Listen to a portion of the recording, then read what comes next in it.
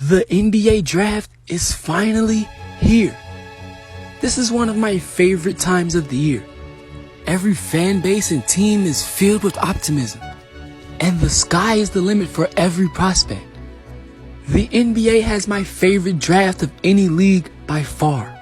With every draft comes huge surprises and big disappointments. The 2022 NBA draft will take place Thursday, June 23rd.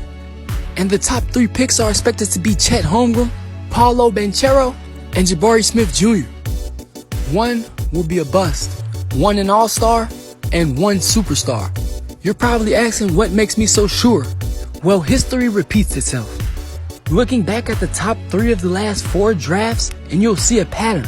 One superstar, one all-star caliber player, and one bust.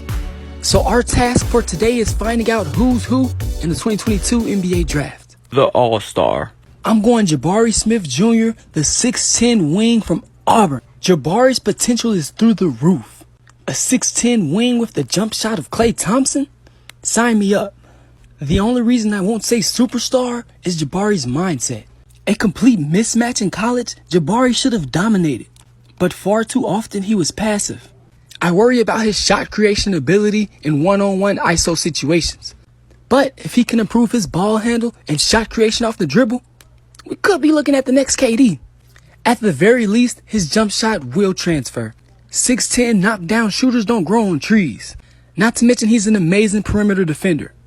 At his very worst, he's an elite 3-and-D wing. Jabari has the potential to be a top 5 player in the league. But I'm confident his shooting ability and defensive versatility will at least translate to an all-star caliber player.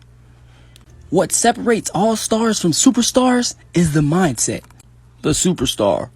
Paolo Banchero, the 6'10 forward from Duke, has the mindset of a killer.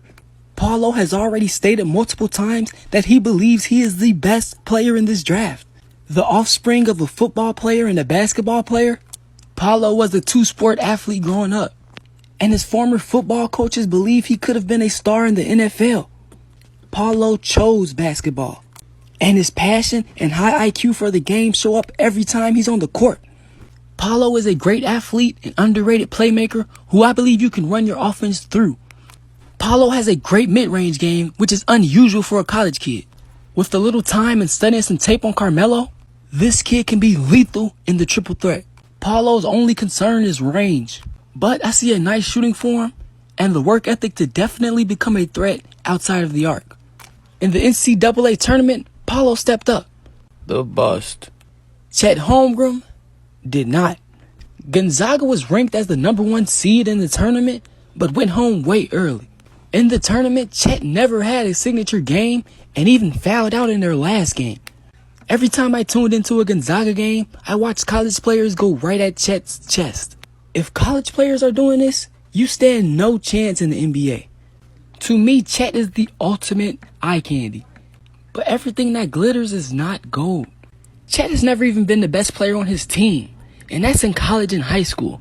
That's why I have major concerns about his ability to create his own offense. If he's not scoring off assists or putbacks, I don't know if he's scoring. His defensive potential is definitely through the roof. His high IQ and hustle reminds me a lot of Rudy Gobert. But can he ever add strength? The likes of Embiid, Giannis, and Jokic are going to look at him like dog food. I hate to bring up Porzingis, Yao Ming, or Zion, but you definitely have to take injury into consideration. No doubt if Chet works out, he could be the most unique player we've ever seen. But everything will have to go perfect. And he would probably have to work harder than Giannis. I just don't believe he has the mindset. Prove me wrong, Chet. These top 3 prospects are all so intriguing. I cannot wait to see how their future unfolds.